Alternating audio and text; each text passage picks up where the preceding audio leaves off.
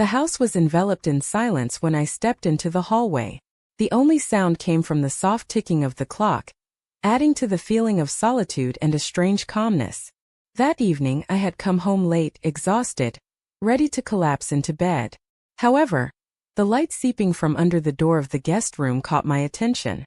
Uncle Frank had probably arrived while I was away. He had mentioned that he might stay for a few days, needing a place to sleep. Usually he preferred hotels, but this time he decided to stay here. I paused at the door, hesitating for a moment before cautiously pushing it open. Frank lay on the bed, his long frame stretched across the neatly made sheets. One hand covered his eyes, while his chest rose and fell in a steady rhythm of sleep. He looked surprisingly peaceful, as though this moment of rest had erased the day's tension and worries. I couldn't help but notice how his shirt had ridden up slightly, revealing his waist. For some reason, my gaze lingered on this detail longer than it should have. My heart raced, and for a moment I felt strangely drawn to this image, to the silence, his relaxed state, his closeness. Inside, a strange feeling was growing, something incomprehensible but irresistible. I took a step closer, almost unaware that I was moving. My heart beat faster as I stopped beside the bed. This moment was filled with something inexplicable, a mix of excitement and unease. I knew I should have just walked away, returned to my own things, but my feet wouldn't obey. I watched his sleeping face, feeling an attraction that was more than just a moment of weakness. Perhaps it was the calmness on his face or the soft light playing across his features. My thoughts were a jumble, but something inside me wanted to stay, to linger on the edge of reaching out to him. My hand moved toward his wrist without me realizing it. It was a light, almost weightless touch, but it sent a wave of excitement through me. Uncle didn't wake up. His breathing remained steady. I allowed myself to touch his arm a little more, my fingers gliding up his forearm, feeling the warmth of his skin. My heart pounded, my thoughts raced. This was wrong, but in that moment I felt as if I was in another world, where rules seemed blurred and unclear. I leaned in a little closer, my eyes fixed on his face. Inside, conflicting emotions battled, caution and an overpowering pull. His faint scent still lingered in the air, intensifying the growing sense of closeness. I couldn't stop myself. My lips gently brushed against his arm, softly, almost imperceptibly. Frank stirred slightly but didn't wake. I held my breath, realizing that I was approaching a boundary I shouldn't cross. But everything in me, my body, thoughts, and emotions, seemed drawn to this moment as if it was inevitable. When his hand suddenly moved to my neck, I froze. His eyes fluttered open, and there was something unfamiliar in his gaze. A mix of confusion and something deeper, intriguing, and mysterious. That moment made my heart stop. Words stuck in my throat as I met his eyes. "What are you doing?" His voice was raspy, still laced with the remnants of sleep, but there was something ungraspable in it. I couldn't answer. Too many thoughts swirled in my head. Too many emotions fought within me. Uncle's gaze was direct and penetrating, and I felt like I couldn't walk away anymore. My chest tightened with uncertainty as his eyes met mine. Uncle Frank's gaze was filled with questions and something else, heavy like a weight hanging in the air between us. He was still immersed in the last traces of sleep, but clarity was beginning to surface in his eyes. In that moment it felt like time slowed down, and each second stretched into eternity. I started, but the words caught in my throat. It was too difficult to explain what I was feeling, because I didn't understand it myself. The room was so quiet, I could almost hear my own heart thudding in my chest. His hand still rested on my neck, touching softly but with a sense of holding me there, as if an invisible connection between us had formed, one that couldn't be broken. "You should have left," he said quietly, his voice trembling just slightly. He didn't remove his hand, and despite his words, there was contradiction in his gesture. My thoughts were torn between the urge to step back and the overwhelming desire to stay. Inside me a fire was growing, a mix of excitement, fear, and forbidden longing.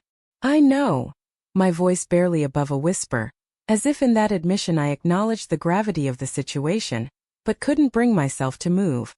Something inexplicable was pulling me toward him, and deep down, I sensed that he felt the same, though he was trying to hide it behind a mask of caution. Frank exhaled, his breathing heavy and uneven. He closed his eyes for a moment as if trying to regain control, but when he opened them again, there was something in his gaze I hadn't seen before. Something deep, dark, almost like the quiet turmoil of the sea beneath a calm surface. His fingers on my neck tightened slightly, and the invisible bond between us grew stronger. I wanted to leave, but my body wouldn't listen. It seemed as though all the emotions I had been hiding or ignoring had now surfaced. My hand slid gently across his chest, feeling the warmth radiating from his body. Inside me, everything was turning upside down. It was wrong, but at the same time it felt so real, so strong. He narrowed his eyes as if analyzing me, my behavior, my actions, and then slightly tilted his head forward. We were only inches apart, and his breath grazed my cheek. It was like a spark in the darkness, barely perceptible but powerful. All my senses heightened. It felt as if even the air in the room had grown thick, saturated with this tension. "You don't know what you're asking for," he whispered, his voice low, almost vibrating in the silence of the room. It carried a warning, an attempt to protect us both from what could happen next. But his hand didn't let go of me, and in his movements, there was as much contradiction as in my own feelings. "I know," I whispered back, my words soft but filled with a confidence that surprised even me. As if in this moment I finally understood what I truly wanted, though the thought still scared me. He froze, his eyes dark and intense, as if he was trying to look inside me, to assess my state, to read my thoughts. It seemed as though we were both balancing on the edge of something unknown, dangerous, but so alluring that stepping back was no longer an option. We remained like that, caught in this almost invisible connection, and the room around us seemed to shrink, leaving just the two of us at the center of this universe. Every movement, every word, every feeling was so heightened that any mistake could shatter the fragile balance. But he didn't move, and neither could I. The silence stretched on, and the tension between us grew with every passing moment. I could feel my body responding to his closeness, and although my mind told me it was a mistake, my heart insisted otherwise. It was a strange mix of fear and curiosity that held me in this moment, unable to turn away and leave. And in that instant, when his fingers moved again, gently touching my skin, I realized that nothing would ever be the same. Time seemed to stop. We stood, separated only by a thin layer of air, but that distance felt so significant. Every breath was clearly heard in the quiet room, every glance filled with unspoken words. Uncle Frank looked at me with that deep focus that could have made me turn and run, but instead I felt myself being drawn deeper into this strange, almost paralyzing whirlpool of emotions. His fingers, which had only lightly touched my neck before, now carefully slid a little lower. This movement was so slow that every touch felt sharp, as if every inch of his hand had its own magnetic pull, drawing me in more and more. I couldn't break free, not because I was held back, but because I no longer wanted to. "This is wrong." His voice was quiet, barely above a whisper. Those words sounded almost like a reminder, an attempt to stop both of us again, but they didn't carry the weight they should have. He said it, but in his eyes there was something else: curiosity, confusion, desire. I looked at him, unable to respond. My heart was pounding so loudly, it felt like he could hear its rhythm too. We both knew it was wrong, but the silence between us was louder than any words. My hand, which had been lying still until that moment, now slowly rose and touched his hand. The gesture was so light, but it felt decisive. He shuddered at the touch, his eyes closing for a moment as if he was trying to regain control. But when he opened them again, there was something new in his gaze, something irreversible. Now it was no longer an attempt to stop himself, but rather an acknowledgement that there were no more barriers between us. "Jessica." His voice was low, almost restrained, but there was so much tension in it that it resonated throughout his entire body. His hand, more confidently now, slid up my neck, gently encircling it, and I felt my body respond to the gesture. The world around us narrowed. The entire house seemed to disappear. We were the only two in this room, in time and space that had frozen. All that mattered was this moment. This strange, captivating instant when reality and the boundaries between what is and isn't allowed became blurred. My breath became more ragged, and I could hardly focus on anything but his touch and the look he gave me. So intense, so scrutinizing, as if he was trying to understand how far this could go. But even in all of this, there was something tender, something delicate, As if between us there was not only attraction but something deeper that neither of us could fully grasp. "You don't understand," he said softly, his voice trembling on the edge of restrained emotions. "This is more than just this." I remained silent. Inside me, everything pulsed like waves crashing one after another. I knew I should stop this now while it could still be turned back. But even knowing this, I couldn't make myself step back. Something inside me, something intuitive and primal, kept reaching out to him. Everything within me yearned for him like a magnet to iron. "Why don't you leave?" His question came unexpectedly. He looked at me, his eyes darkened, and in his gaze, there was an expectation of an answer. I couldn't answer right away. The question made me ponder my own motives. What had brought us to this moment? Why wasn't I really leaving? Something in his presence held me here, like invisible threads, and at the same time, all the feelings inside me were battling: desire, fear, embarrassment, and the pulling need to be close. "Because I can't," I finally whispered, my voice trembling, but it was an honest answer. It was an admission that all my inner conflicts couldn't overcome this inexplicable attraction. This was more than just a casual infatuation, more than a moment of weakness. It was like something more ancient, connected to the very essence of what I felt but couldn't explain. He looked at me for a long time, his face hard to read. Then he sighed softly, as if he had finally made some decision for himself. "You drive me crazy," he said quietly, his voice filled with emotions he no longer tried to hide. His hand slid up again, this time cupping my face, his fingers lightly touching my skin, as if he was afraid that any stronger movement would disrupt the fragile balance between us. I felt something inside me quiver, as if his touch had unleashed a storm of emotions within me. It was all so overwhelming that I could barely breathe. But what struck me most was how natural it felt. In that moment I realized that we had both crossed a line long ago, and whatever happened next, it would change both of us. He leaned closer, his breath touching my cheek, and I felt my lips slightly part in anticipation. Everything around us fell silent, as if the world had stopped to watch what would happen next. "You're driving me insane, you know that?"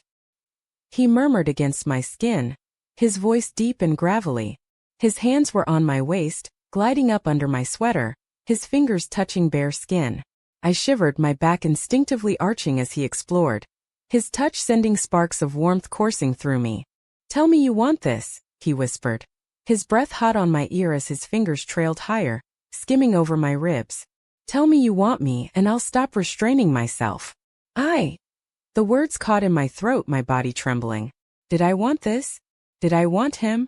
My mind was in a haze, but my body knew the answer. I leaned into his touch, my eyes closing as I whispered, "I want you." He groaned softly, his grip tightening as he kissed me again, this time more forcefully, more demanding. His hands roamed freely, lifting my sweater and pulling it off, leaving me exposed before his gaze. His eyes darkened as he looked at me, his gaze burning with something primal. "So incredibly beautiful," he murmured, his voice thick with desire. "So incredibly beautiful." And then he was on me again, his mouth sliding down my neck, his hands tracing every curve, every inch of bare skin. I was lost, completely and utterly lost, drowning in the sensations of his touch, the feel of his lips, the sound of his gravelly voice whispering my name. "Uncle Frank," she whispered, his mouth finding mine again. "Just feel."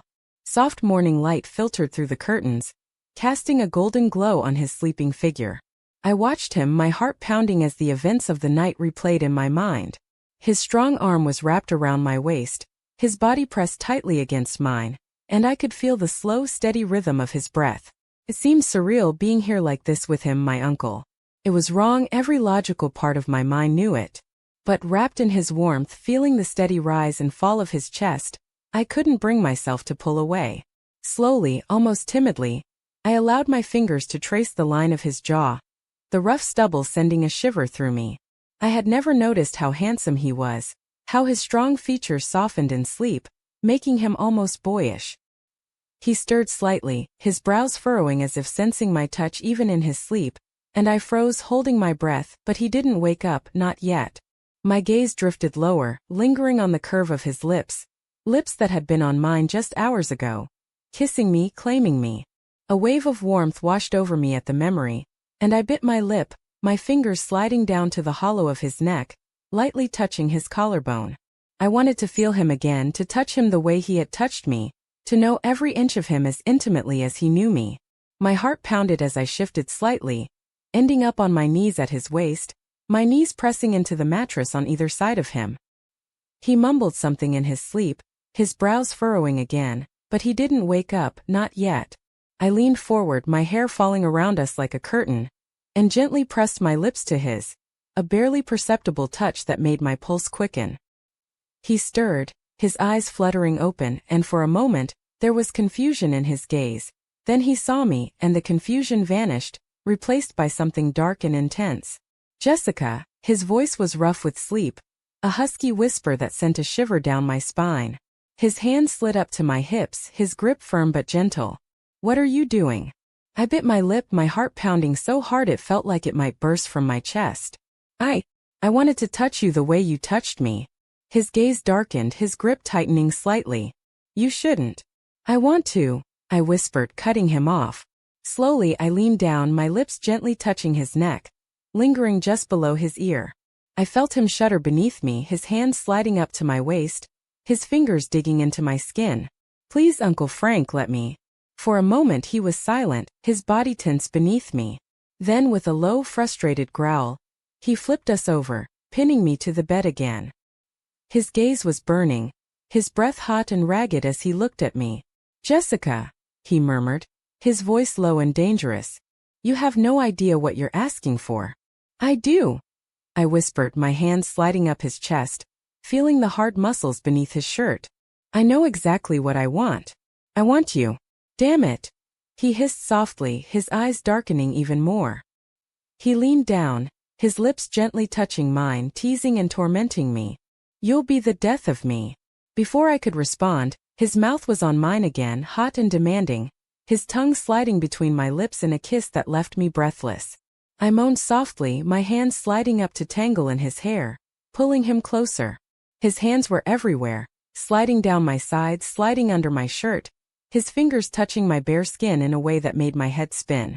I arched beneath him, my body craving more, needing more. "Please," I whispered against his mouth, my hips instinctively arching. "Please, Uncle Frank."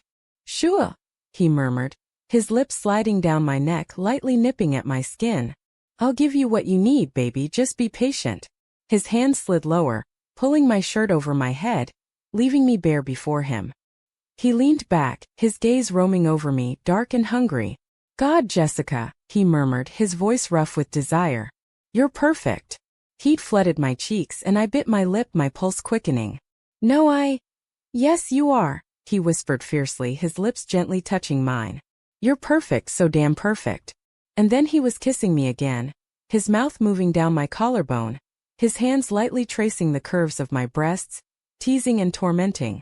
I gasped, my back arching, my body trembling beneath him. "Uncle Frank," he whispered, his lips sliding lower, his hands sliding down to my waist. "Just let me love you, baby." I moaned softly, my hands sliding up to tangle in his hair as his mouth moved lower, his lips touching my skin in a way that made my head spin. He took his time, exploring every inch of me, learning what made me gasp, what made me moan. And when his mouth finally closed over my breast, his tongue lightly touching my skin, I cried out, my fingers tightening in his hair. "Uncle Frank, say you want this," he whispered, his breath hot on my skin, his hands sliding lower, lightly touching the sensitive skin of my inner thigh. "Say you want me." "I want you," I whispered, my hips instinctively arching. "Please." "Good girl," he murmured, his mouth moving lower, sliding down my stomach, his hands sliding down to tug at the waistband of my shorts. "I want you too, baby, so damn much." And then his fingers were there, lightly and teasingly touching, and I couldn't think, couldn't breathe. His touch was everywhere, sending sparks of pleasure coursing through me, making my head spin. "Uncle Frank," she whispered again, his lips gently touching my skin. "Just let me love you, Jessica, let me make you mine." And I did. I let him touch me, kiss me, hold me. I let him make me his completely and absolutely in every way that mattered. And as we lay together, our bodies pressed tightly against each other, I realized something. This wasn't just forbidden desire. It was love, pure, intense, undeniable love. And no matter what happened next,